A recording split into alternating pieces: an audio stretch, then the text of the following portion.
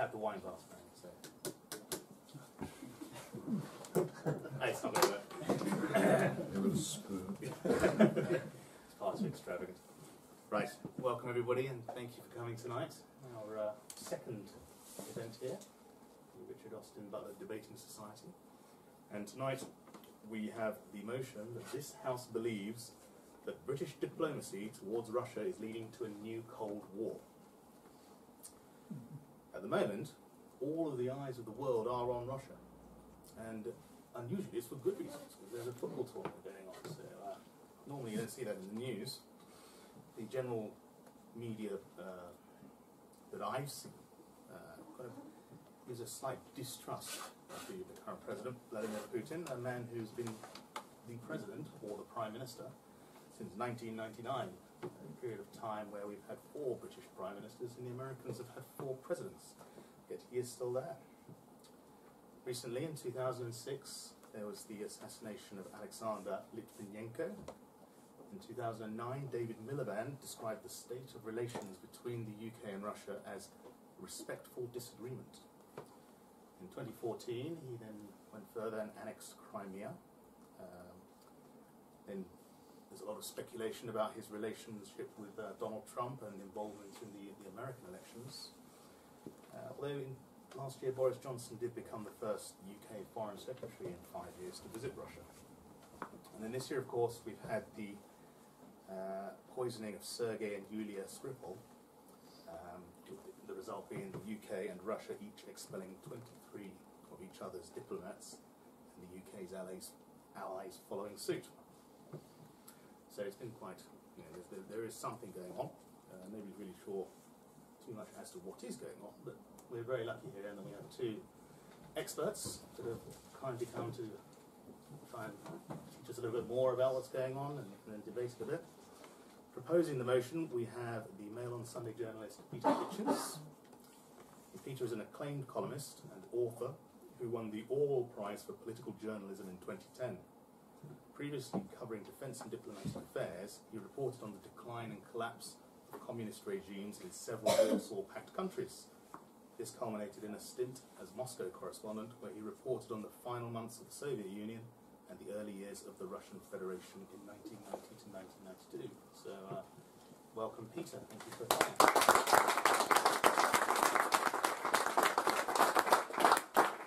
And opposing the motion, on my right here, we have retired British Army Colonel Rupert Wheelock. Rupert has worked as a spokesman for the Army Board before his role moved to planning and strategy at the highest level. He played a key role in Operation Veritas, the UK's response to 9/11, as part of the team which developed the UK's campaign against international terrorism.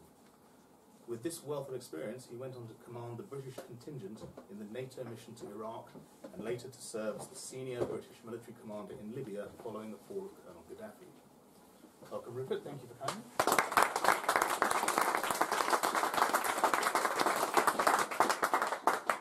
So the way this evening, or the way that Hector here has envisioned this evening will play out, is that we're going to have a pre-debate vote, for and against. We will then have opening statements for and against. There will then be an opportunity for retorts and cross-examination between our speakers. Then we can have some questions from the audience. We'll then finish that round up with some closing statements, and then we'll have a post-debate vote and see whether anyone's opinions have changed following it. And then after that, more importantly, we will have drinks. So, if we could have a show of hands, I'll remind you again, the motion is this House believes that British diplomacy towards Russia is leading to a new Cold War. So we've got a show of hands for people for that. Counting. 1, 2, 3,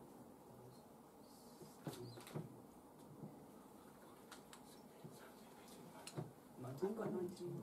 19, excellent. And the votes against?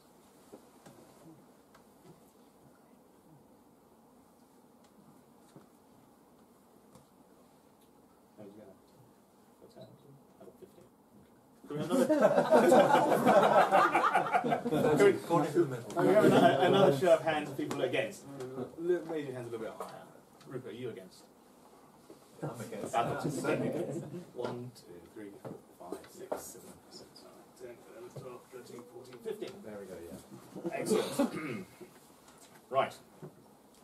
Now that we've established that, we are slightly in favour of the motion. So, if I could invite Peter to come and make your opening statement, please. Thank you. Good evening. If anybody cannot hear me at any stage, will they please call out and say so, rather than coming up to me afterwards and saying, Mr. Hitchens, what you said that I could hear was extremely interesting, but I couldn't hear most of it, which is actually very irritating. So call out if I start mumbling. It's important. I won't know necessarily, especially if I get carried away, which I might do. Now, all of you will know of the sort of foolish things that people say about other people's languages. George W. Bush, for instance, is alleged to have said on one stage that the French have no word for entrepreneur. So it's wise when discussing other people's. Actually, it turns out, I checked it out, that turns out to be a story made up by Shirley Williams about it. It isn't true, but it could be. It's wise when talking about other people's languages to check out what you're saying, and I have checked this out with Russian friends. The Russian word for safety is bezopasnost. Bezopasnost is an interesting word. It forms part of the name of that famous organization, the KGB, Komitet Государственной безопасности, which means the Committee for State Security. And what bezopasnost is a very strange word. It's a negative word. Bez in Russian means without. Bezopasnost means without danger. The word for safety in Russian is a negative word. It is an absence. And this should tell you something very important about the nature of Russia. There are other important things. When I lived in Moscow, in Soviet Moscow, generally a very ugly, dirty, noisy, and often rather repellent city, I would sometimes, for sheer solace, go and visit a beautiful street in the southern part of the city called Bolshoi Ordinka, which contains, amongst other things, the Church of the Consolation of All Sorrows. And the reason for the name of this street, which means the Street of the Great Horde, is that it is where the Golden Horde used to turn up every 5 years to collect their tribute. People say that Asia begins at the Ural Mountains. Well, technically it does, but really it begins at Moscow. It is a frontier city. This is a country which has been invaded by Tatars, by Mongols, by Poles, by Swedes, by Poles again, by the Germans, by the Germans, by the Germans, by us, by the French, repeatedly, over and over again. It has no natural defences. It has no real, the Ural Mountains are about as significant as the Chiltern Hills. They're not particularly impressive. There is no real barrier. They live in constant, realistic fear of invasion. Their second city, now St. Petersburg, was within living memory besieged by an invading army to such an extent that a large number of its population died of starvation. And you can go there and visit the enormous graves. And these are the people who are the grandfathers and great-uncles and great-aunts and grandmothers of people now living. Understand this and you begin to understand perhaps why Russians have a rather different attitude towards the world than we do, being surrounded conveniently by large stretches of deep salt water, or than the Americans do, who have the Pacific on one side and the Atlantic on the other, and Mexico at the bottom, and Canada at the top. How nice, in comparison to having China on one side and Germany on the other, and the Middle East at the bottom, which is what the Russians have to put up with. So please bear this in mind when discussing attitudes towards Russia. Then I like to, none of you, I think, are old enough to remember the wonderful Peter Simple's satirical column in the Daily Telegraph, when the Daily Telegraph was a newspaper worth reading. But one of his jokes, and one of his best jokes, was that he invented all kinds of fantastic things, was a war between Sweden and what was then Yugoslavia, the Sweden-Yugoslav War, he called it, which could never get going because the two countries could never fight each other. Now, we are in very much the same position. This country has no borders with Russia. We barely trade with them. We have no actual interests which clash with theirs.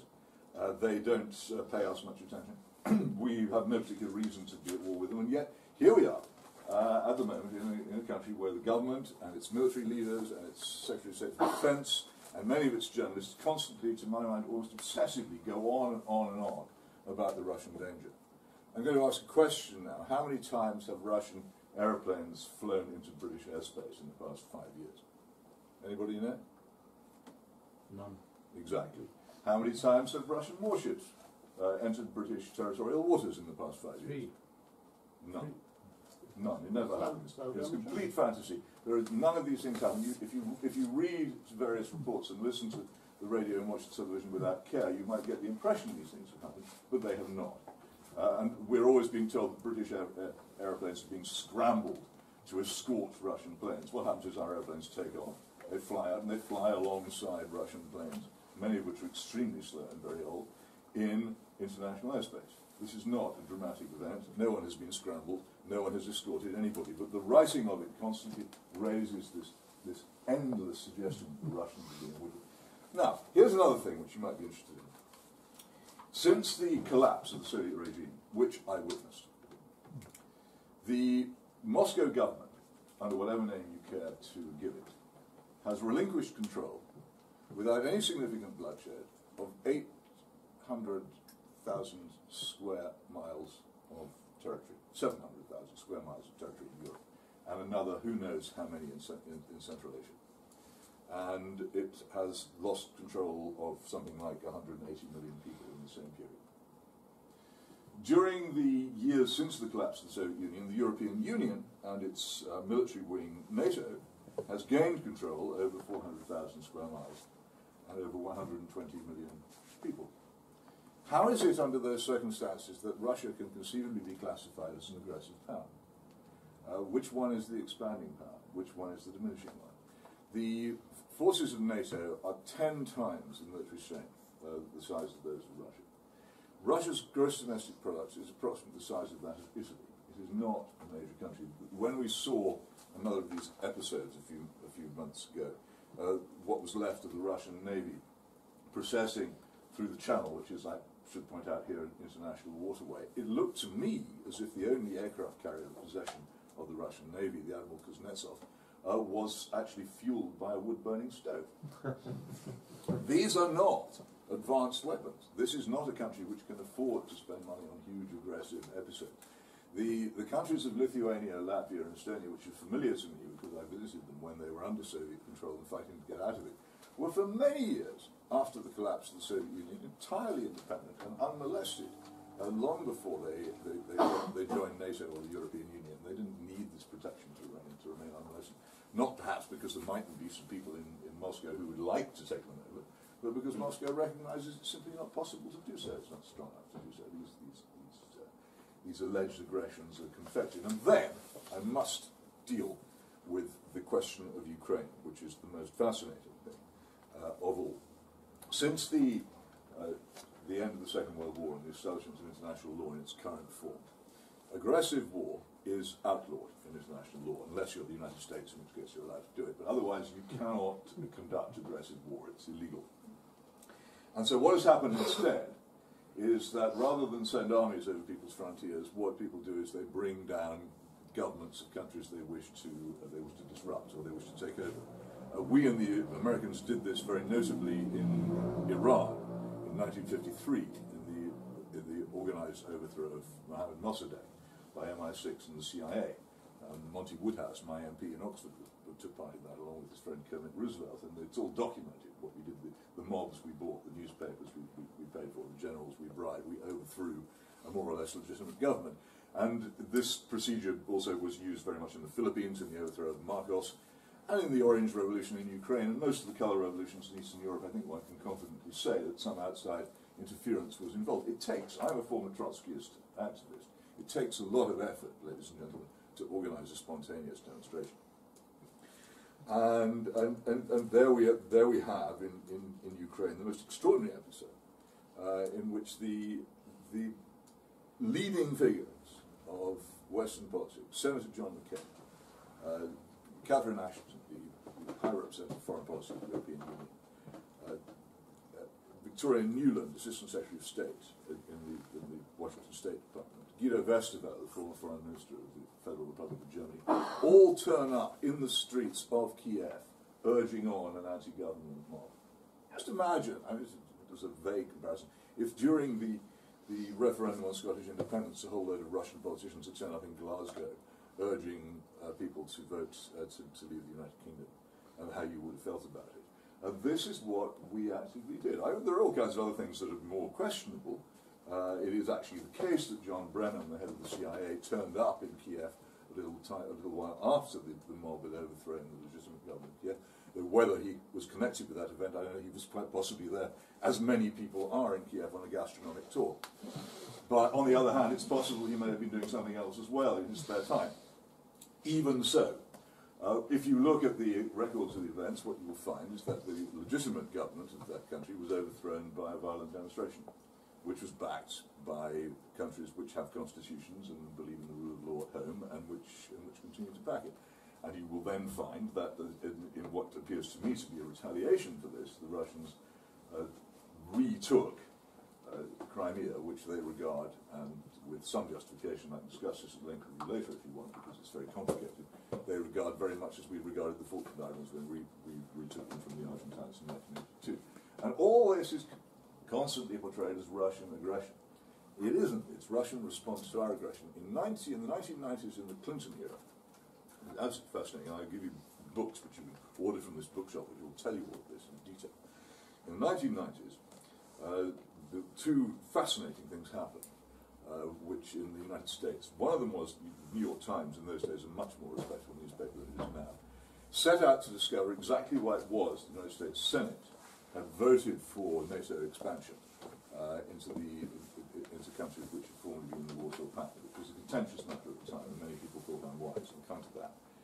And what their investigations uncovered was a story of immense crudity, almost like an Eric Ambler popular front thriller of the 1930s. What was happening was that huge sums of money were being deployed by the manufacturers of rockets, tanks, helicopters, and military aircraft to effectively buy the support of the United States senators for NATO expansion. It was as crude as that. The arms industry, worried about its future after the Cold War, ended trying to buy itself a new conflict. At the same time, George Kennan, who those of you here who are historians will know practically invented the Cold War, was the American diplomat who wrote the long telegram urging a policy of containment of the Soviet Union in the 1940s, came out of retirement at the age of 94, totally lucid and utterly in possession of his faculties, solely to say, this is the most immense folly. That by expanding NATO at this time, what we will be doing is creating in the future a new Cold War. It's the first time, I believe, the phrase was ever used. And he warned, and he said that not merely is this an act of diplomatic folly, not merely will it create tension where none needs to exist, it is a betrayal of those people in Russia who have overthrown a horrible tyranny and now seek to build up a free country, to treat them like this, and it has been disastrous. The aggressors in this matter have not been the Russians. The aggressors have been the Western alliance, in which Britain has played a very noisy part. Very noisy, especially given that most of our navy can't move because it doesn't work in warm water. Our army has been reduced to ribbons, and our air force is rapidly degrading as well. A lot of noise as comes out of empty vessels, and we are very much engaged, it seems to me, in an aggressive megaphone diplomacy against a country which offers no threat to us. The subject of the Skripals of Litvinenko will come up, and I will say only this, that the Russian state is not a simple matter, but I would say it seems to me to be extremely unlikely from what I know of it, that direct instructions have come from the Kremlin or from Vladimir Putin, a man who I believe to be a sinister tyrant and do not defend his internal affairs at all. I do not believe direct instructions ever came from there for the killing of Litvinenko or the attempted killing of the Skripals, and to suggest that life is that simple seems to me to be an act of considerable folly. So be careful with that, and also remember that in our own dealings as a country, I mentioned what we did in Tehran. I might also mention what the French did in New Zealand with the Rainbow Warrior, where their secret service blew it up. People are not all saints in foreign policy, and it's sometimes very important to remember, first of all, that there are other countries in the world which are wicked as well as Russia, and with whom we are on very good terms. And I will, at this point, mention one of those countries because it is so important. The country which is really a menace to its neighbours, probably to the peace of the world, probably to the freedom of the world, is the one we never say anything about, and whose leaders we invite to dinner at Buckingham Palace and Windsor Castle. This is the country which, when it had the opportunity to do what Russia has done, and to end the communist dictatorship, instead massacred its own people in huge numbers in Tiananmen Square, the People's Republic of China. It seems to me that a lot of our shouting and banging tables about Russia is displacement activity born of shame out of our inability to challenge a real menace to us in China. And I think we should grow up out of it and begin to be more realistic. Thank you very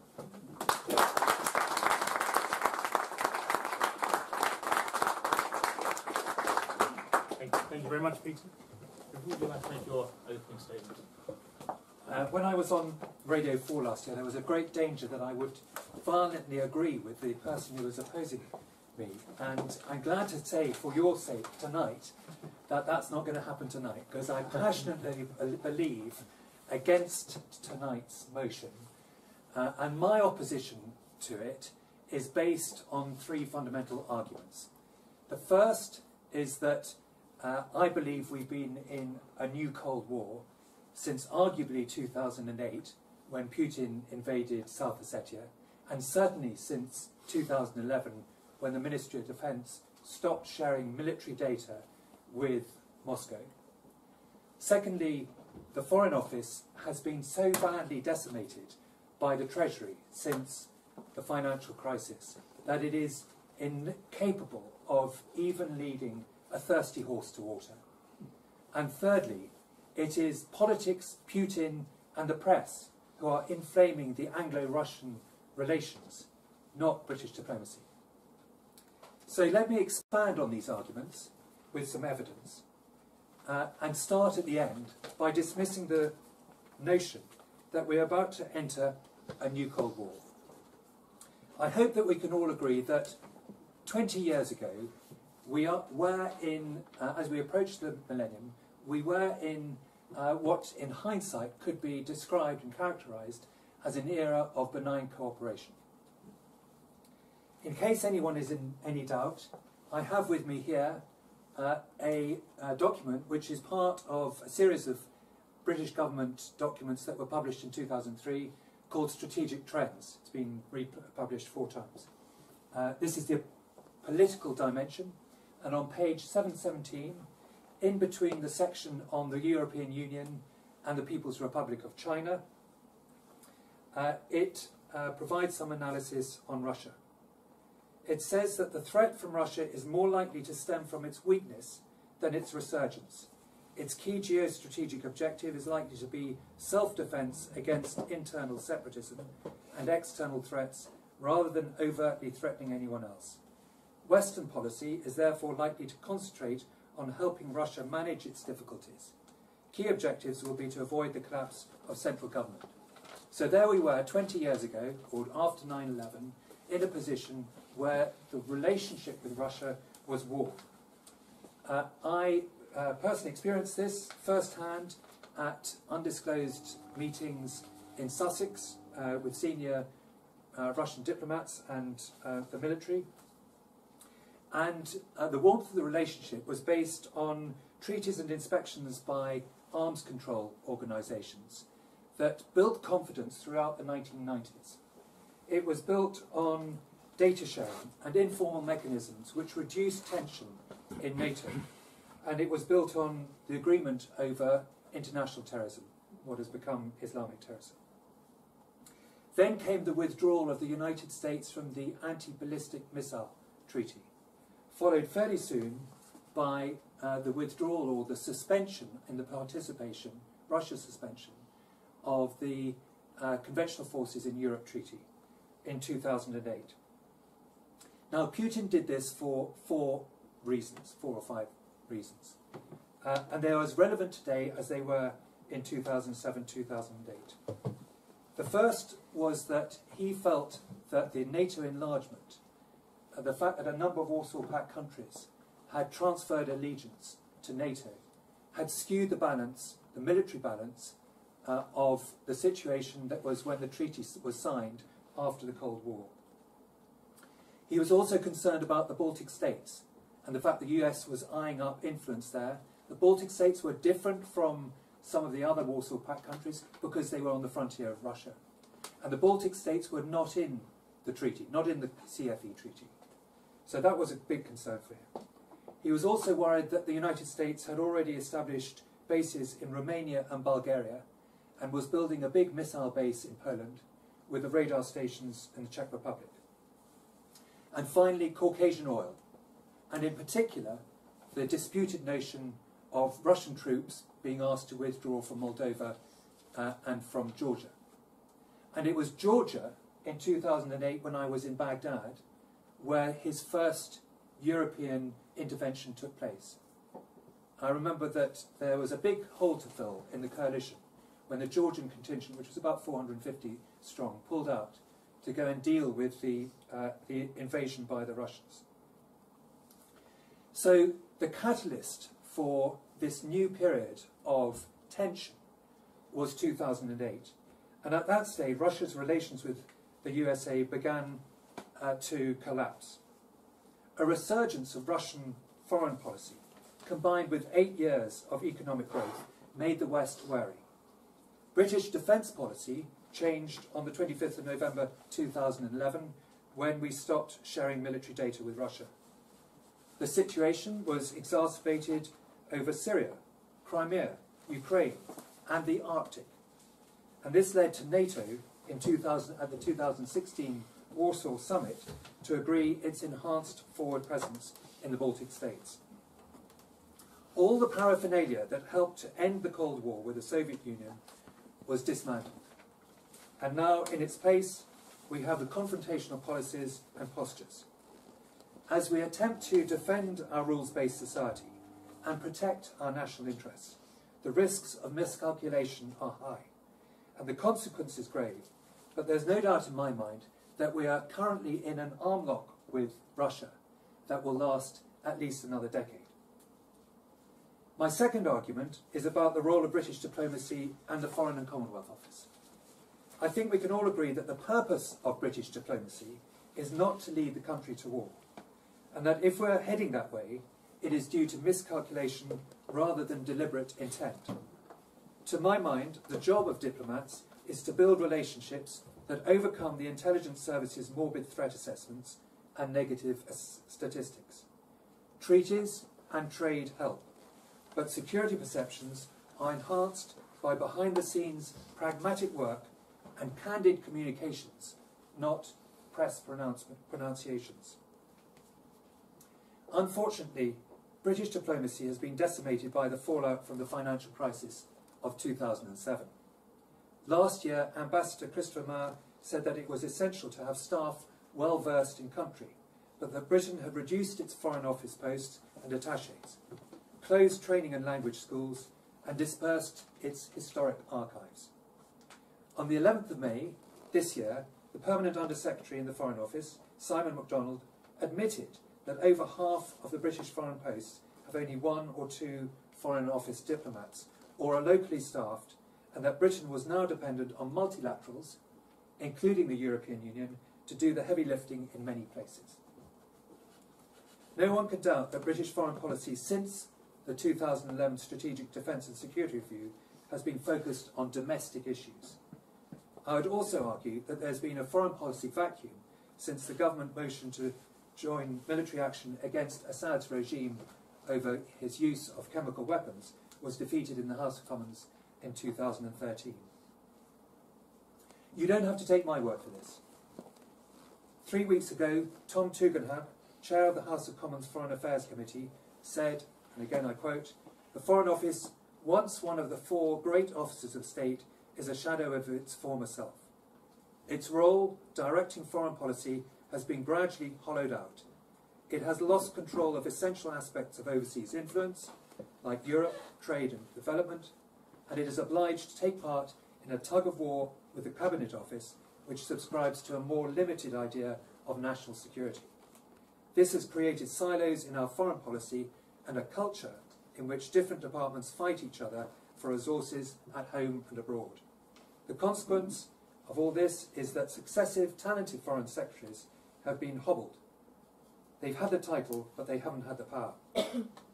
So although there are plaintive cries of no strategic shrinkage, I'm afraid to say that it is deluded thinking to claim, as in tonight's motion, that British diplomacy is providing serious leadership on the world stage. My third argument is to propose that politicians, Putin and the press are to blame for inflaming the Anglo-Russian relationship, not diplomacy. Soundbite politicians are not diplomats. The press oversimplifies issues and focuses on negative aspects of the relationship rather than the many areas of agreement that Britain shares with Russia, such as the Antarctic, the space station, the war against Islamic State, and climate change. But Putin is more to blame than anyone. Look at his track record since pulling out of the CFE treaty, which includes military interventions in Georgia, Crimea, Ukraine and Syria, as well as supporting the West's opponents in Libya, Iran and Afghanistan, and his withdrawal from the Agreement on Cooperation in Nuclear and Energy-related Scientific Research. Listen to his emotional speech after reclaiming the Crimea as part of Russia in March 2014. See his blatant use of propaganda and cyber capabilities to influence elections abroad, and his upgrades to Russian conventional and nuclear forces. For example, in his State of the Union address on the 1st of March this year, he described the performance of the latest Russian intercontinental ballistic missile, built in Krasnoyarsk and being tested in Archangel as we speak, the RS-28 Sarmat, or Satan II to give it its NATO designation. This can carry a dozen warheads, each with an explosive yield of up to 750 kilotons, and is apparently capable of defeating current anti-ballistic missile systems.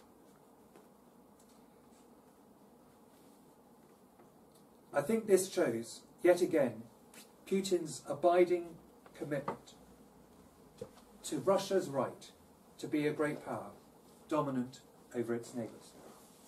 So in conclusion, if you agree with me that we have been in a Cold War since 2008, and that Putin and politics are stumbling towards a hot war, then you should vote against tonight's motion. Thank you.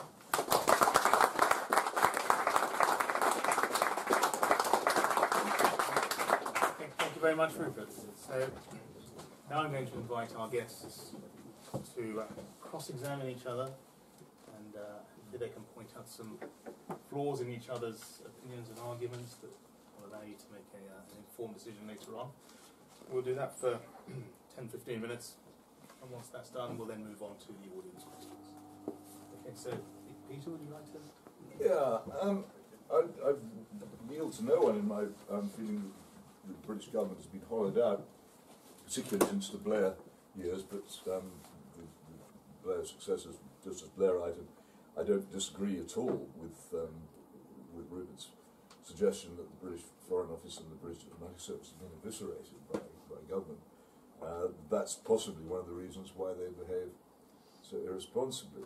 But I would like to take him up on his mentions of the Georgian war in 2008.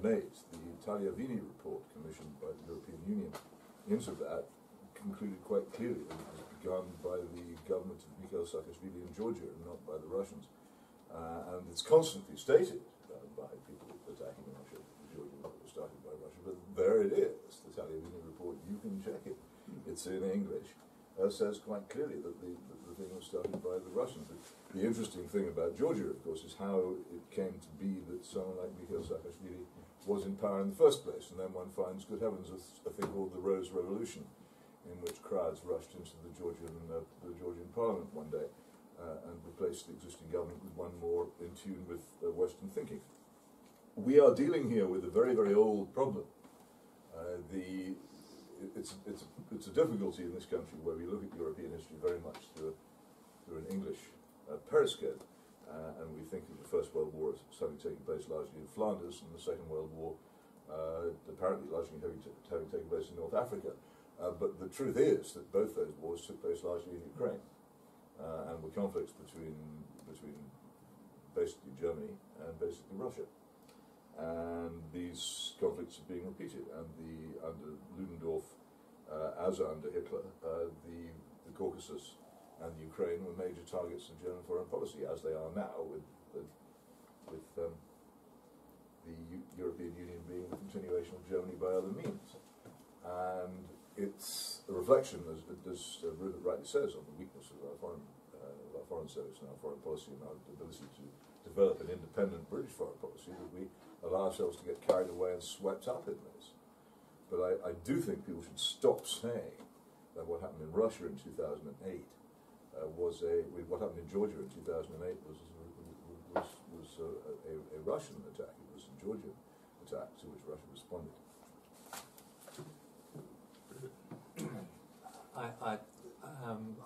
I was there when South Ossetia was invaded, so there's a yes and no to that, because I do understand what Peter is getting at in terms of the, we criticise Putin for influencing the elections and other countries, and yet, as he says, there is a great deal of influencing by America and the CIA in countries which do not agree with American ideology.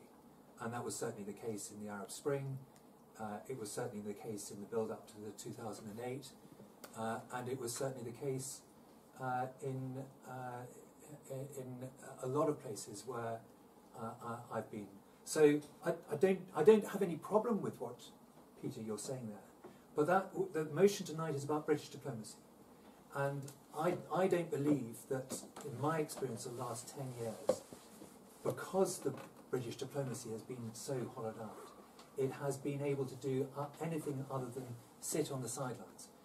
Yes, we have military deployment in the Baltic states, and you could say that that is being offensive.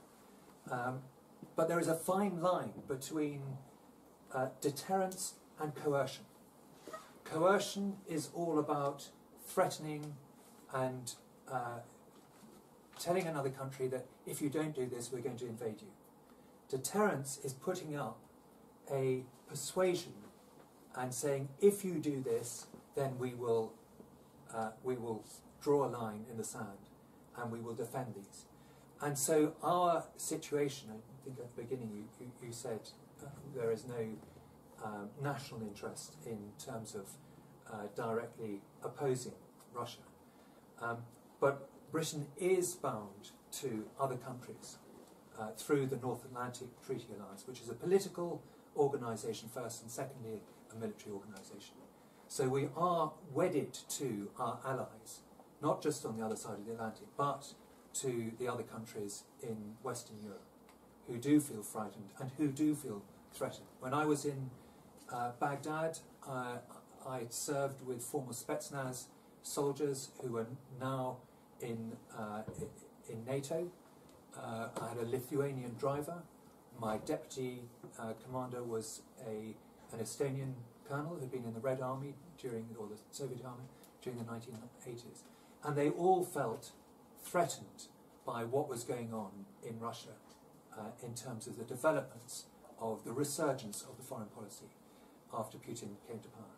The dilemma that we've got, of course, is that we don't want Russia to be a sleeping giant and prodded and taken over, unstable. But at the same time, nor do we want a Russia which is going to lean on its neighbours and then move in and take over those countries. Well, I was in Lithuania and Vilnius in January 1991, the night the Soviet Union attacks the television tower and murdered quite a lot of people. And I kept a fairly close eye on the area since then. It's been quite interesting that the behaviour of the Soviet Union, one of the only two places, in fact, where the Soviet Union, almost certainly motivated by very dark elements in the KGB, actually did encompass bloodshed to try and hang on to its empire.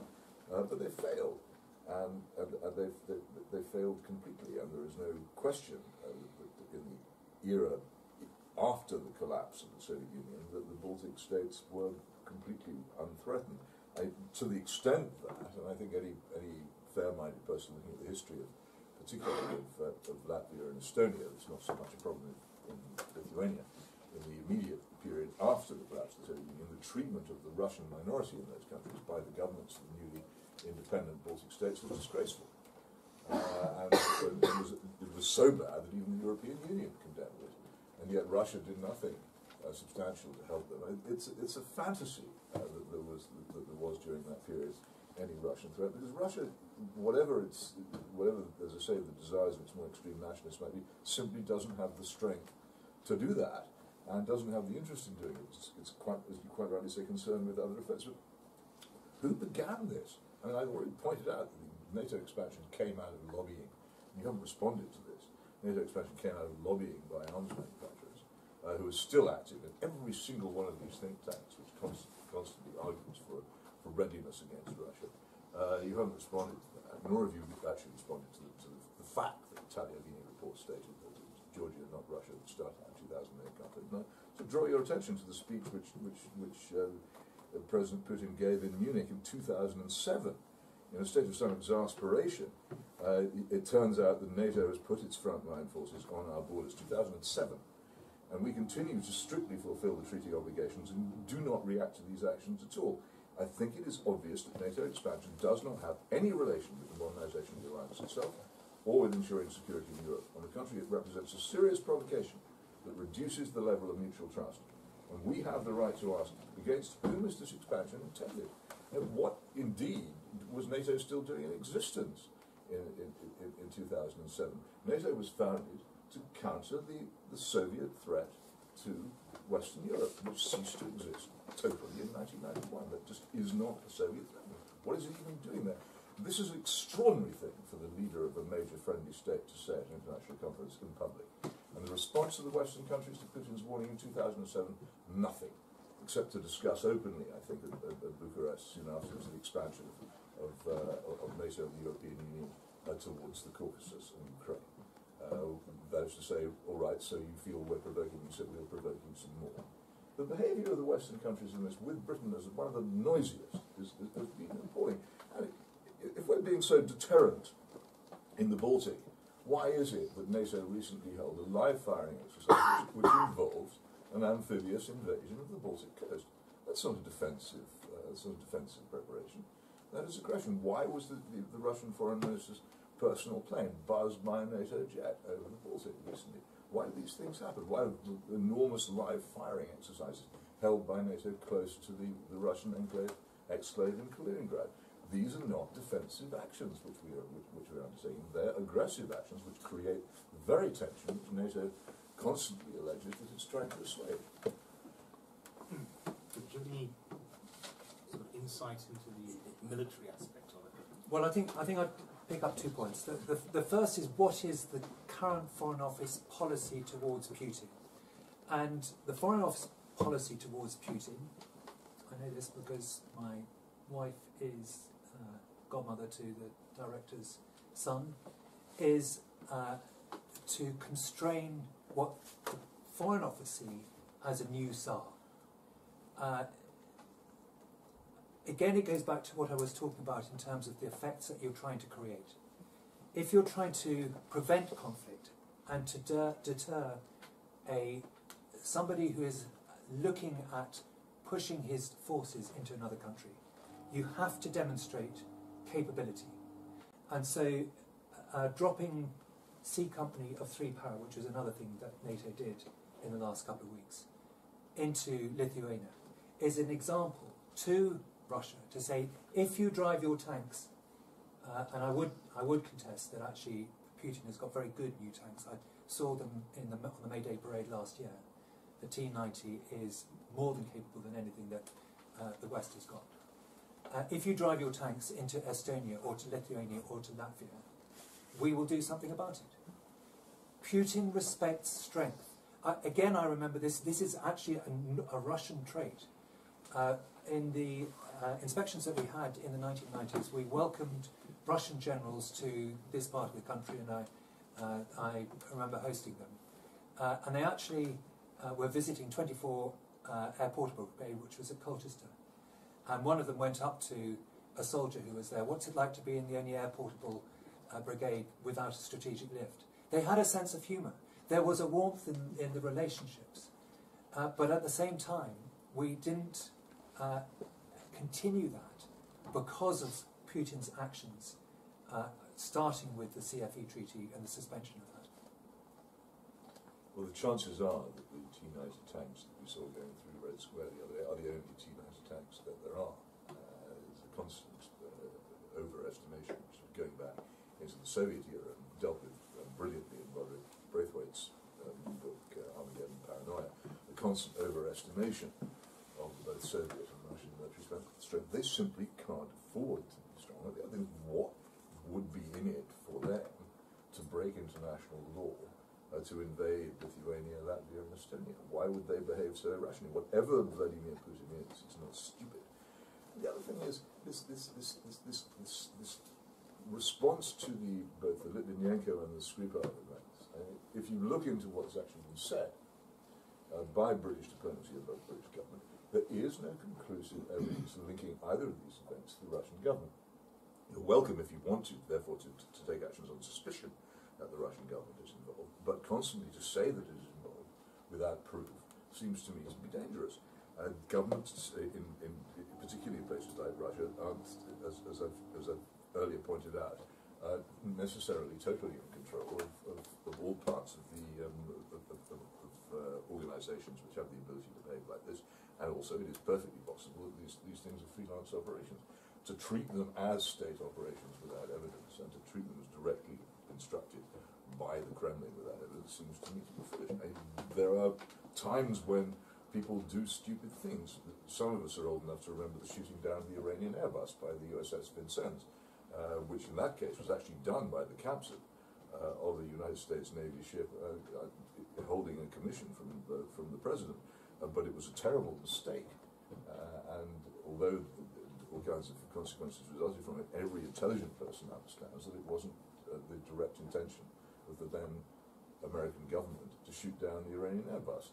Things happen which are not necessarily under the control of the central government, but we absolutely always maximised it, and also we then went to every single one of our European allies and we pretty much demanded that they withdrew along with us large numbers of diplomats to their own great inconvenience, because we had concluded, without, as I say, proof, that this was a Russian government action. That seems to me to be more than, way beyond the necessary action of a medium-sized power of Northwest Europe. It was plunging ourselves right into the forefront of anti-Russian diplomacy. Why do we do this? We talk loudly and we carry a very small stick, which is never a good idea, and we also do it on the basis of, let's say, inadequate proof, and we continue to say, as my opponent says tonight, that the Russians invaded Georgia when it's the other way around. We have to at least get these things right. Well, thank you both very much. I'm going to open up to the audience here, so if we've got 25 minutes or so to take some questions. If you could be as sort of direct with your questions as possible, because there are quite a few people who come to me and said they'd like to talk. So I'm just going to start with Robin first, please. Thank you. I spent 35 years working on and off on the issue of the Cold War, and my final conclusion was that certainly from just after Khrushchev onwards, the Soviet Union was driven by fear of the United States rather than the wish to expand. That didn't mean that they weren't quite a serious threat to NATO. Now, I'm not going to be drawn on the Foreign Office, except to say, and I'll offend most of you by saying it, the real problem with the Foreign Office at the moment is that it's headed by a clown. But leaving that on one side, I suspect that what Putin would like to do is to make Russia great again. And in going about it, he's behaving like an intelligence officer. And you should never let intelligence officers run things because they believe you can do it by manipulation and by fiddling around with people. If Putin was sensible, if he wants to make Russia great again, he'd be concentrating on its economy, not on foreign policy. He's getting himself involved in the Middle East. It'll turn out for him the way it's turned out for us and everybody else, that he'll end up worse than he started and will burn his fingers and he won't get anything in the Middle East. But so long as we have Putin in his present mood, I think we've got to be quite firm in dealing with him. Robin, sorry, what's your question? Is there a question? So my question is,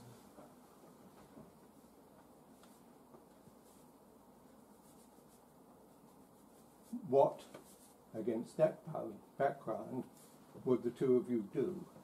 And I'll leave it at that. Thank you. Rick, would you like to go? Yes, I think within looking at Putin in the future, he's just taken over for another 6 years. And I think for Putin's, there is a dilemma that he's got at the moment, which is, does he plan on continuing beyond the age of 72, which is what he'll be in 2024, adjust the constitution and try and continue until he is no longer fit and well? Or does he try and do some succession planning to pull along somebody who, given your description of somebody who is needed, can make Russia great again? Because I think you're right in your analysis that that is what he's after. He and I think it's frightening that that's the phrase that Trump came up with last when he came to power in the United States. But I think that is right. You know, from my point of view, you know, we are trying to constrain a Russian, I called him a czar of regional power status, who has built a suite of capabilities and a doctrine which have given him disproportionate advantage over the West in areas such as the cyber capability, nuclear capability, and I'm afraid to say the conventional forces capability, because actually, even though he has only got a few T-90s and they're very expensive, the upgraded T-72 is just as capable. So I would continue to have a policy of constraint, understanding that he respects strength. He was certainly shocked at the international response to the Salisbury attack, and I think as a result of that, he doesn't quite know how to take things forward. But as I say, it goes back to us trying to prevent conflict and to protect our national interests, assist our allies, and to deter any further aggression. And what I mean by that is an invasion into the Baltic states, because I think those are the critical things from the European point of view. I don't think that, well, the attaching the slogan "Making Russia Great Again" to Vladimir Putin is a mistake.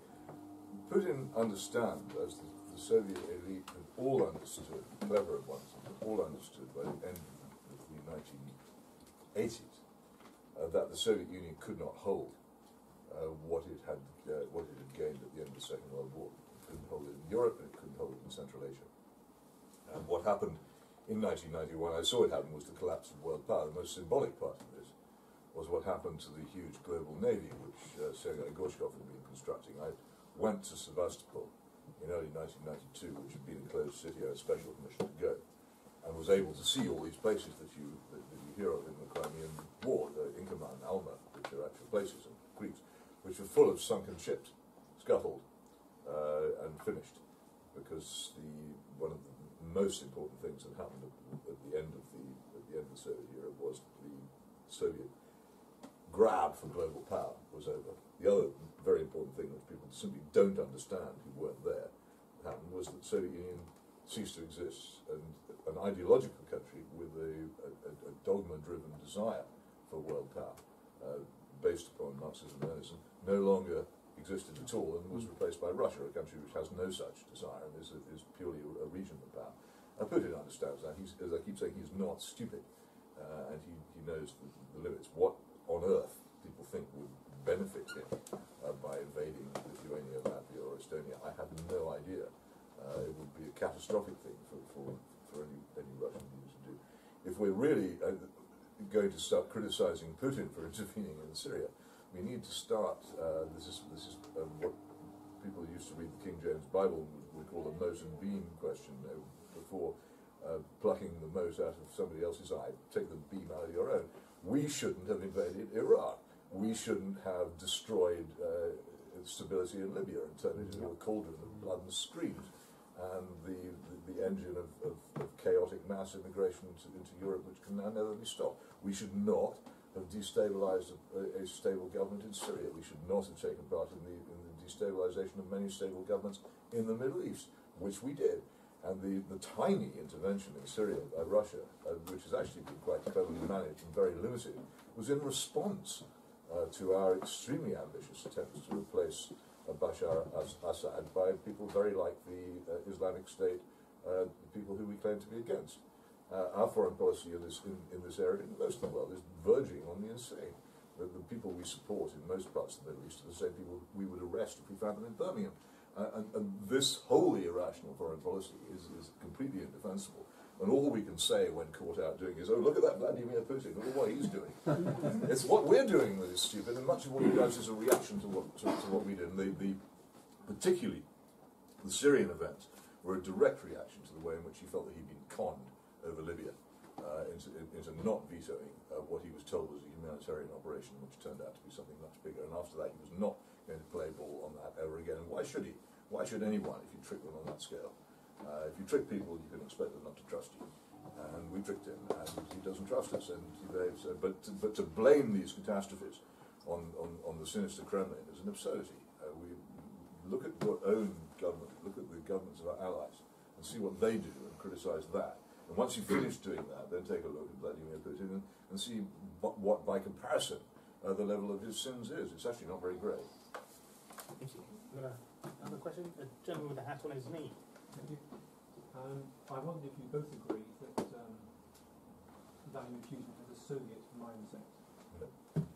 I wondered if you would accept that the United States, when it shot down the Iranian airline, admitted it straight away, that the Soviets and Russians were in denial about Chernobyl, they were in denial about the shooting down of the Korean airliner until they were exposed by surveillance tapes of the recording of the pilot shooting down the airliner. And I wondered if you believe that Vladimir Putin actually wants to take Russia back to the Soviet era where it is the dominant world power.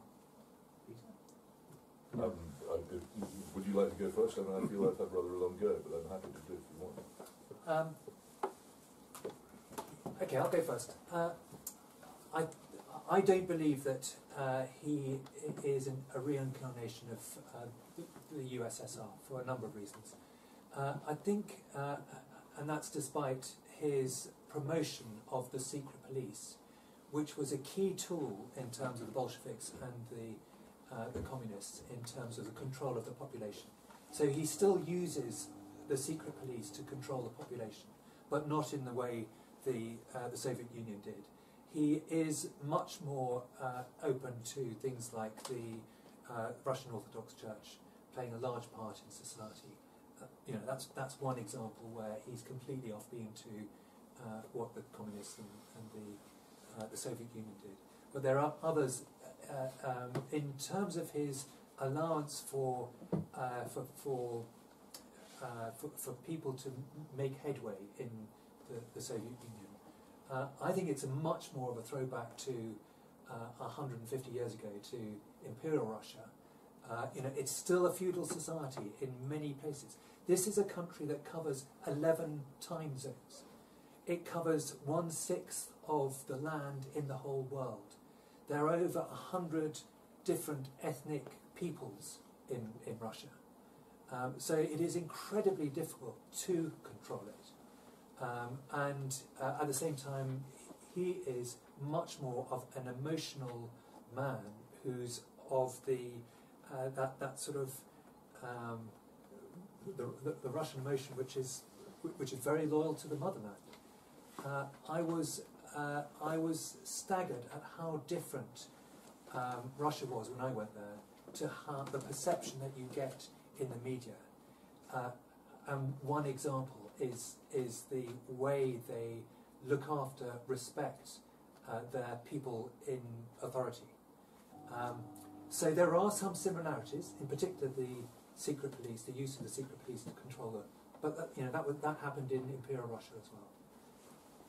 Sorry, But overall, no. I need to comment about, I think the second part of the question was that the Iranian plane, the Russians, the Americans, they admitted very quickly to blowing up, and the Chernobyl and several other Russian misdemeanors, they had to have the police to admit to it. Do you have a comment to make on that?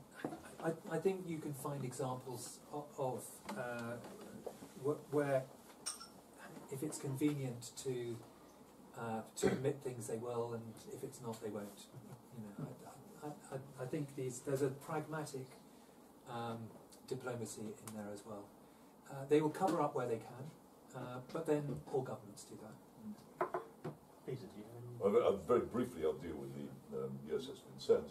Well, they couldn't very well deny the fact they shot down the airplane because the sea was full of corpses, and no one else was there. They shot it down. What they did was they pretended that they had genuinely believed they were under military attack, when that wasn't seriously credible.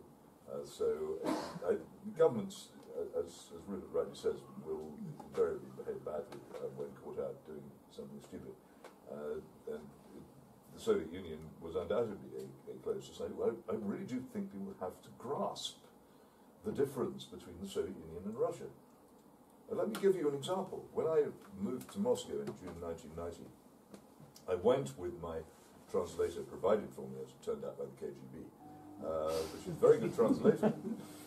She picked me up on the train between Ostend and Moscow. She was a very good translator indeed, and we went to see, in a cinema in northern Moscow, the Cosmos Cinema, a film called Tak Jit Nizya, which means approximately we can't go on living like this, which had been made by a man called Stanislav Gavalyukin, a friend of Alexander Solzhenitsyn. And for the first time, it was a film about what life was really like in the Soviet Union.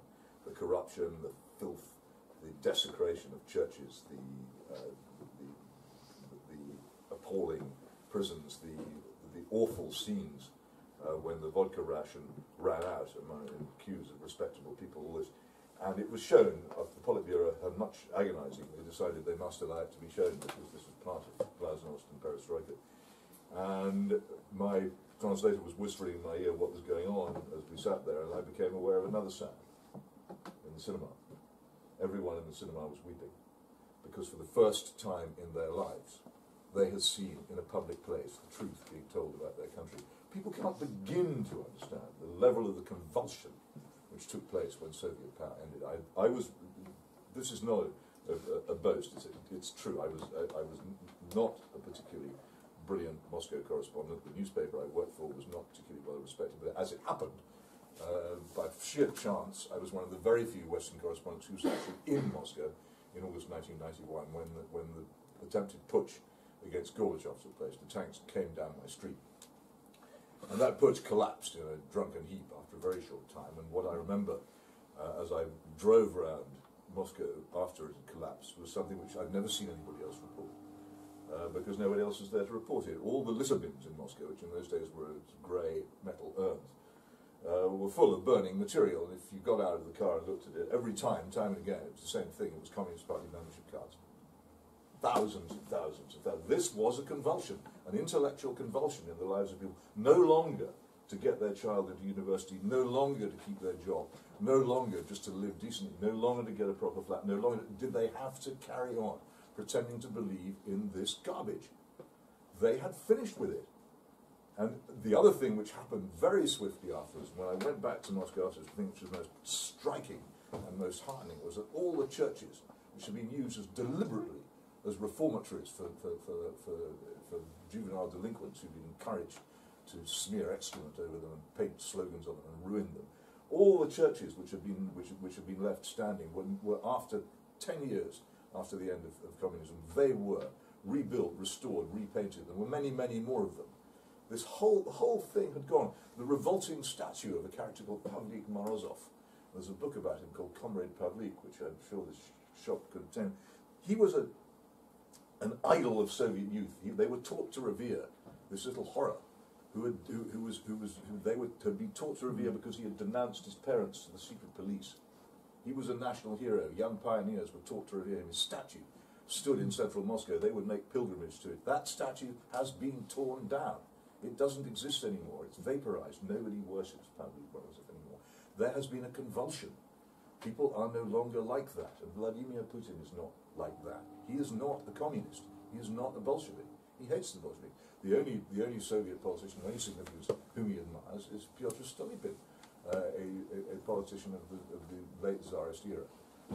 And that is the only one. There is simply no connection. And this ridiculous idea that he is a new Stalin, that he has an ideological desire to return to the Soviet Union, is a total misunderstanding of what Russia is like, of what Russian people are like, of what they think, and what happened. There is no country in the world where communism is more despised and hated than the former Soviet Union, because they've had it up to here for 70 years of misery, corruption and slime, and they don't want it back. And one thing you can absolutely guarantee, that's not what they're after. Sam at the back. Thank you. You mentioned China earlier, and one wouldn't want to oversimplify the similarity between Soviet China and Soviet Russia, but in the sort of after the Berlin Wall and the slight sort of thaw, shall we say, superficially China seems to have made more of that opportunity than Russia. I'm happy to be challenged on that if that's naive from me.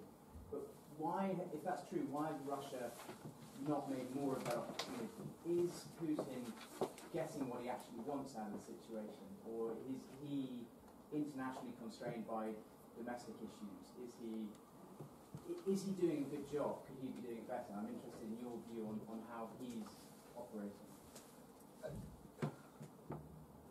I'm not really in a position to explain. I'm not an economist, nor am I a sinologist. I'm not really in a position to explain the reason why China has been able to have the undoubted economic miracle which it has had since Deng Xiaoping pretty much overturned the stupidity of Mao. But the part of it which I do know about is this, which is the political part. When Soviet power began to totter, there were decisions to take. And those decisions were whether to actually attempt to turn what had been the Soviet lands into free countries, to relinquish imperial control, to allow people to have freedom of the press, and freedom of speech, and freedom of assembly, or whether to try and maintain the thing in a sea of blood. And the decision the Russians made was that they would let freedom happen, that they would let their former imperial possessions go, and that they would not gun down people who went into the streets to protest against it. The completely pivotal moment of this was during the East German events in 1989, when huge demonstrations began to take place in Dresden and Leipzig. And there was a lot of discussion in the East German Politburo. Many of them wanted to machine gun them. And I don't for a moment doubt the advice which came from Moscow was to do no such thing. No. And that's the difference. China is now, as I say, a respected power, uncriticized by anybody, unopposed by anybody, running, I have to say, in both Tibet and in Xinjiang, in the Uyghur areas, a system of surveillance and segregation totally comparable to South African apartheid, unbothered by any Western protest. We no longer even dare to invite the Dalai Lama to our capitals, let alone protest about human rights. Even to be a human rights lawyer in China, defending a dissident, is an offence. People who offend the Chinese government in foreign countries are kidnapped and dragged across the border without protest. China is breaking its pledges in Hong Kong to maintain two systems, and putting heavier and heavier pressure on that country to revoke its freedom of the press and rule of law. It's expanding violently into the Spratly Islands in the South China Sea, enormously increasing its conventional forces, especially its blue water navy. And nobody says a thing. We invite them here. We invite the Chinese presence here. The police beat up people who protest against them. There was an appalling scene when President Xi was here recently, when wholly peaceful Tibetan protesters were rugby tackled by armour-plated police on the streets of the City of London and locked up under no charge at all because they'd committed no offence, while this awful man was dining at Buckingham Palace and Windsor Castle. And yet we constantly pose as the great critics of Russia. I don't know what you think we're talking about. China is an immense threat. China is a real danger, both to its neighbours, to the world as a whole. If it becomes the global superpower, what do you think will happen to the idea of human liberty if China replaces the United States as the main president? And we do nothing. We just whimper on about Russia, Russia, Russia, Putin, Putin, Putin, while not looking at the real menace which grows on the horizon all the time. I am amazed by it. Thank you, Peter. Sorry, can I just add a couple of things on that? The present active military in Putin's armed forces places Russia as, I think, 4th or 5th. China has got 2,183,000 armed forces. You compare that, the next down is India, 1,395,000. USA is just under that, then North Korea, and then Russia with under 1 million. So you've got to remember that even though China is a smaller country than Russia, it has got an army, armed forces, which are more than twice the size of Russia in terms of control of the population.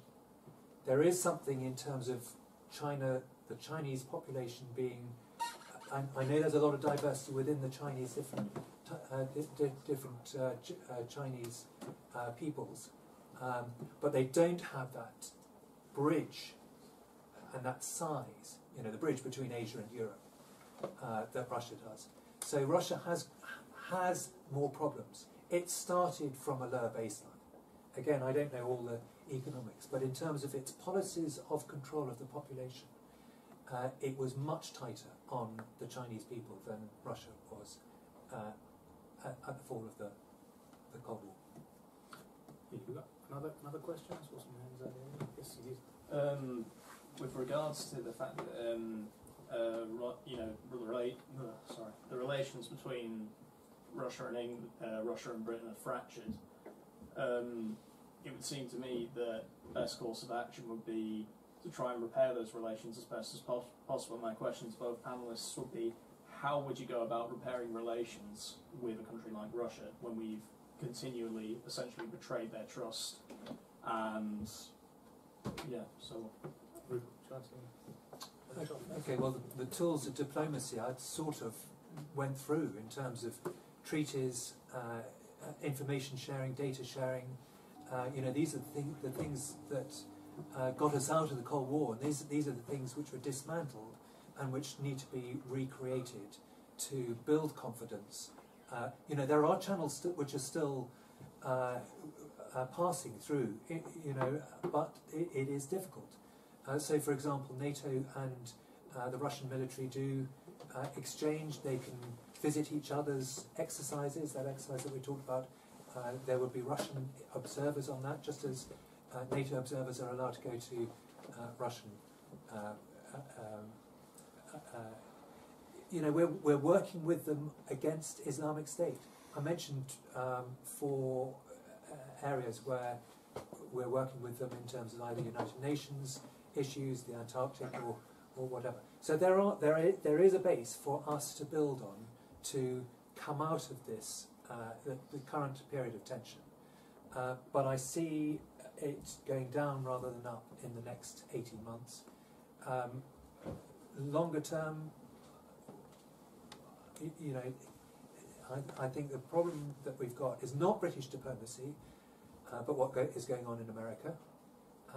And you know, the big question mark is, will Trump pull the trigger somewhere to do something irrational? And I think that is much more of a worry to my mind than this motion tonight talking about British diplomacy. But I think British diplomats still have avenues and lines of communication open. It's just that it's been made a little bit harder with the after the Salisbury attack, because of course so many of the embassy staff have been sent home. How do you fix that? Well, in the days when we were a great power and had a large empire and were a creditor nation, there was a policy called masterly inactivity. And I'm very much in favour of it. Don't do things unless you have to. Stop, remove the troops that we've sent to the Baltic states. Ludicrous place. We have so few troops. Anyway, stop making aggressive statements at every conceivable opportunity. Stop destabilizing governments in the Middle East on the behest of Saudi Arabia, that well-known liberal democracy which we're so keen on. Stop doing all these things, and then you'll find that over time that relations with Russia, to the extent that we need to have relations with Russia at all, will improve. But remember the Suez-Yugoslav war. Frankly, it's not a major concern of this country. We don't need to get involved with this, and the less we do, the happier we all should be. And we don't endanger ourselves in the slightest by withdrawing from this silly posing. Which would be a very useful beginning, it seems to me, to general re-examination of our foreign policy and defence priorities, which seem to me currently to be completely out of kilter with our national needs. We've got time for a couple more questions. You had your hand up while So, I don't feel like the team of Syria has achieved anything like enough discussion. And in Syria, Russia is supporting a regime that's obviously bombing hospitals and massacring its own citizens with chemical weapons and everything. And I think that's sort of on a different scale almost from Libya and Iraq. And do you think we could ever have sort of a substantial improvement in our relations with Russia while they are supporting this asset regime that probably wouldn't be anywhere near as strong as it is at the moment without Russian support? Rather happily. What's the source of your information about Syria? Well, what's reported in the news? By people who are aware. Sorry? By people who are aware. Well, Do you ever check to see whether people are who I haven't been to any hospitals in Syria writing the stuff? myself. Do you ever see where the people are who are Okay, writing? but there's been reports in Do you notice where the people are who are writing the stuff? Okay, where are they? Tell me. Well, it says in the newspapers they're usually never any closer to Syria than Beirut, and that's quite rare. Most of them are in London, but a few of them are in Istanbul. but- They're not reporting as on the ground. They're reporting from propaganda sources within Syria. The other thing is, if you're rightly concerned about Aleppo, but can you establish to me, for instance, that there was deliberate targeting of hospitals in Aleppo? I mean, from what And how do you prove that?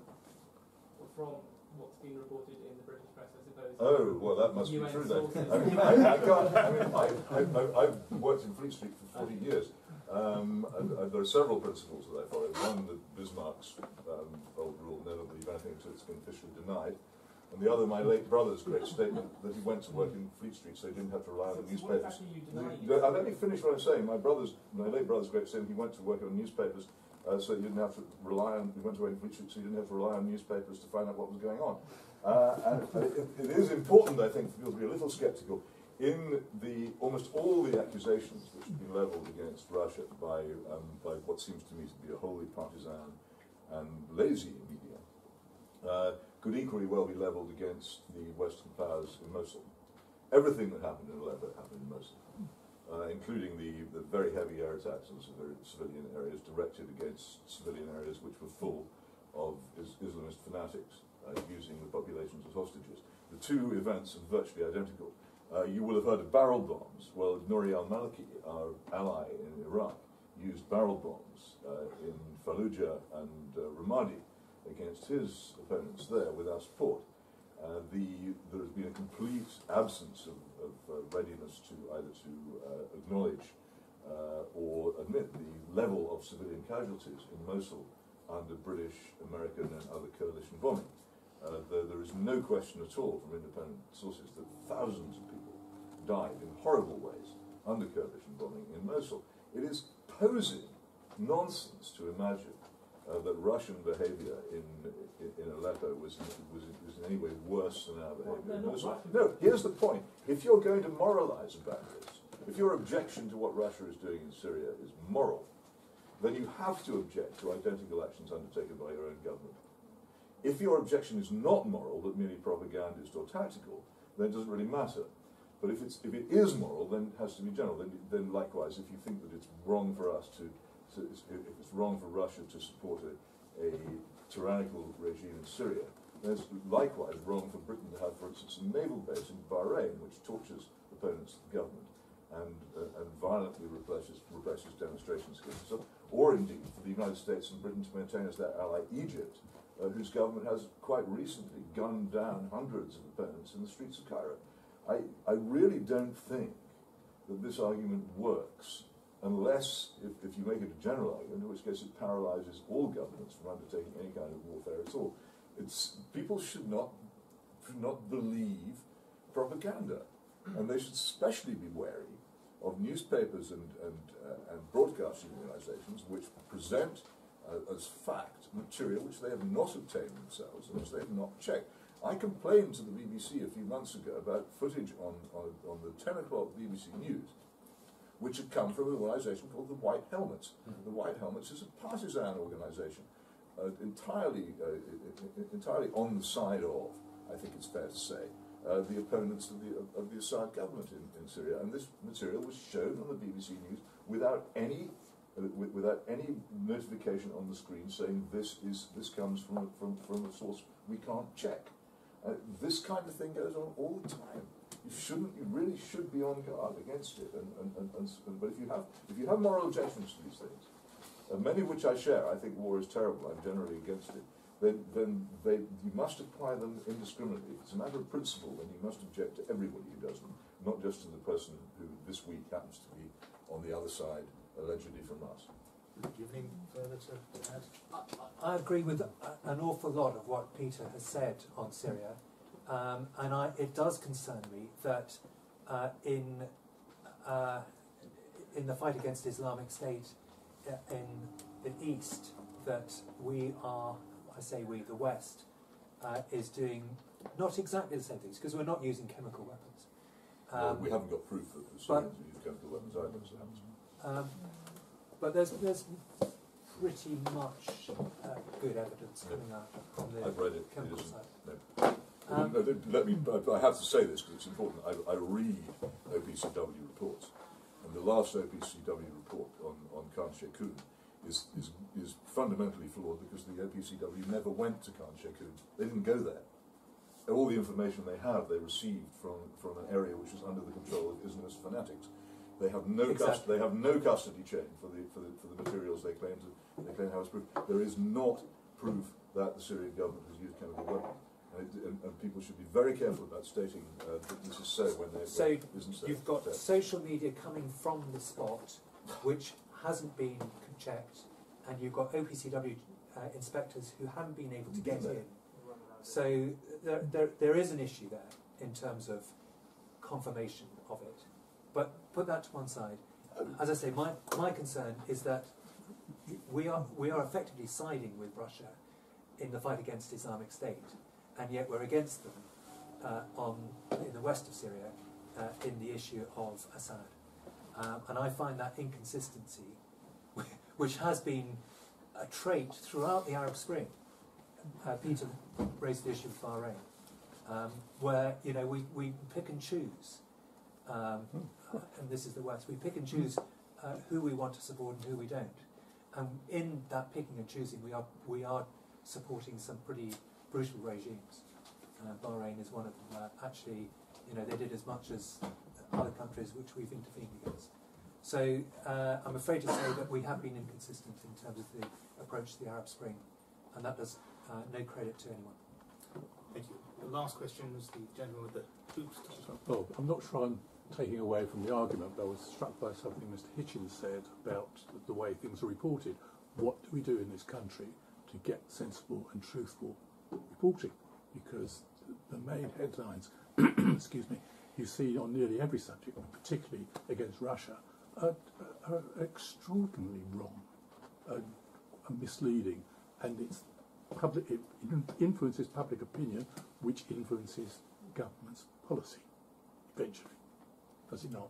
I can only say you should read my column in the Mail on Sunday. Yeah, but there you will find it. You're a journalist. So what do we do about? Well, it can be done. You should read. You should read. You shouldn't believe journalists. You should read. Well, you can. What I've come up with. I have checked, and I don't. And I'm very careful not to report things that I don't know to be true as true. You can also, I think, there are certain correspondents. So Patrick Coburn, a friend of mine, I declare an interest there, goes to the places he writes about. And How about your sister? whenever you see a report purporting to be about somewhere which is written by somebody who isn't there, then you should suspect it.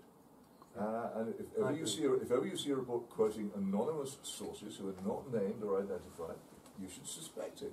This is how people put conjecture into newspapers and television reports and pretend that it's fact. I can't. You have to be on guard against it. I can't.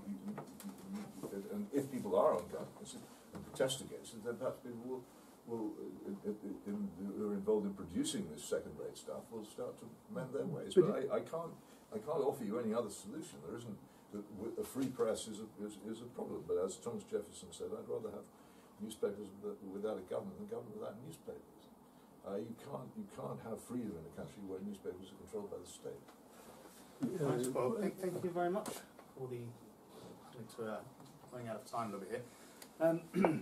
Peter, would you be able to give a quick 5-minute closing I'll statement? try and be quicker than that because I think I've said most of the things I would want to say. But returning to the actual subject of the motion and British diplomacy's role in this, I grew up in a naval family. My father served in the Second World War and actually found himself, to his considerable surprise, convoying tanks to Joseph Stalin, which was not what he trained for many years in the Navy to do, but that's what he did. And at the end of it, I grew up in and around naval bases and could see the wonderful and rather inspiring sight, which is still visible in my childhood, of the huge grey warships which have enabled us to be a great and wealthy and in many ways civilized power. And I remember just as a small child hearing the word Suez and discovering much later, amongst other things, seeing my father in naval uniform bicycling off across Dartmoor to his work in Devonport because there was no petrol as a result of the catastrophe. But I remember soon afterwards that he was, like many other people in the Navy and the Army and the Air Force at the time, he was forced into retirement because of the consequent collapse of British power. And I made a great effort to study the Suez Crisis, and I'm still amazed when I meet people who think they are serious about British politics and diplomacy who have not read Keith Kyle's book on Suez, which seems to me to be the most essential book of our time for anybody to understand the consequences of overweening folly in British government and the catastrophes which you can bring upon yourself by rashness, arrogance, and the belief that you're more important than you are. But that has gone very deep into them. We risk so much by this. There is a book called Orderly and Humane, which I'm trying to remember the name of the author, but the title should get it, which concerns the Potsdam agreements after the Second World War and the consequences to mass expulsion of ethnic Germans from Central Europe. And there is one scene in it which sticks very much in my mind. A British officer in an army mess in occupied Berlin in 1945 goes outside one evening and finds at the back of the building a group of women around the drains of the British Army mess, and what they're doing is they're using rags to filter the warm water coming out of the drains of the kitchens to try and obtain some grease so that they can cook. These women turn out to be middle-class German women who formerly lived in the eastern parts of Germany and who have been displaced from their lives and everything by war. These people, 10 years before the Second World War, were just like you and me. All of them. They thought that their middle-class, ordinary, happy, settled, prosperous lives would continue forever, and then they got leaders who felt that they could change the world by aggressive war and by arrogance, and they ended up filtering grease out of the drains of a British Army mess. This seems to me to be a very important story to bear in mind whenever you hear anybody who seems to be leading you along the path of aggression, confrontation, and war. It is not a safe thing to do. War is hell. It's even more hell now than it was before. I have always tried to avoid war zones, but occasionally I go into them, and Rupert will confirm this, the power of conventional munitions, forget nuclear weapons, the power of conventional munitions in the modern world used in cities is unbelievably terrifying to see the consequences of. We live on the edge of this. The idea that it will not ever come to us is folly. We should be very, very careful what policies we support, what fights we pick, what enemies we choose to have. And it seems to me that British diplomacy at the moment is based on a foolish, history-free, ignorant arrogance and hubris, worse than sewage, which could lead all of us into the most terrible, unimaginable circumstances more quickly than we can possibly imagine. And that's why I think we should support this motion.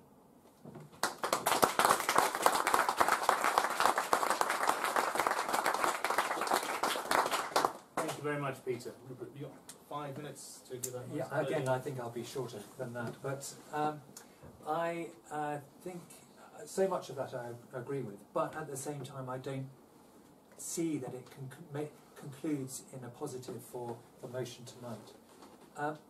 Field Marshal Montgomery, speaking in a debate in the House of Lords in May 1962, told his lordships, rule number 1 on page 1 of the Book of War is do not march on Moscow. Various people have tried it, Napoleon and Hitler, and it is no good. That is the first rule. I do not know whether your lordships know rule 2. It is do not go fighting with your land armies in China. It is a vast country with no clearly defined objectives. And I think that although we have a profusion of forgetting our lessons of history,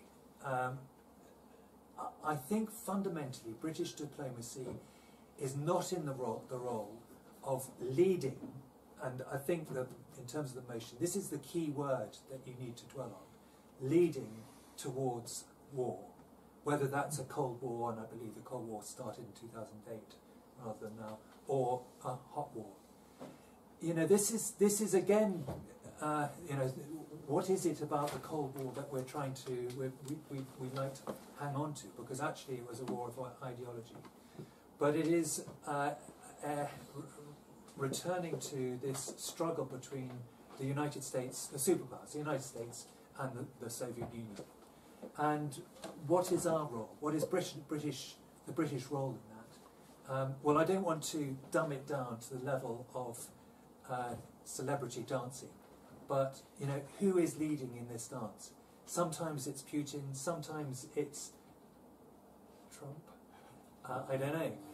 But it does look sometimes as if they are struggling with each other, trying to grapple, more of a wrestle than a tango. And at the same time, the British role is on the sideline as a judge. Of course, we have a tendency to go towards the American viewpoint. But there are plenty of people who support the Russian viewpoint as well. Broadly speaking, I see British diplomacy as sitting on the sidelines judging, but at the same time trying to keep up with what the Americans are doing. It's certainly not in the leadership role in terms of going towards war. So if you agree with me that you should vote against the motion tonight. Thank you very much.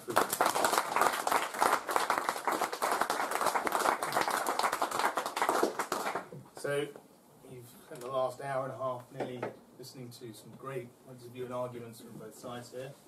And you get the opportunity now to cast another vote. So if we can have a show of hands for those who support the motion, please. Let's start this way. 1, 2, 3, 4, 5, 6, 7, 8, 9, 10, 11, 12, 13, 14, 15, 16, 17, 18, 19, 20. So it's gone up by 1. And a show of hands of those against this motion. 1, 2, 3, 4, 5, 6, 7, 8, 9, 10, 11, 12, 13, 14, 15. That hasn't moved. So somebody must have come in halfway through. So there we have it. The motion is carried. This House does believe that the current British diplomacy towards Russia is leading to a new Cold War. I'd like to thank you all for coming tonight. It's been very good. Most of all, I'd like to thank our two speakers again. Give them another round of applause.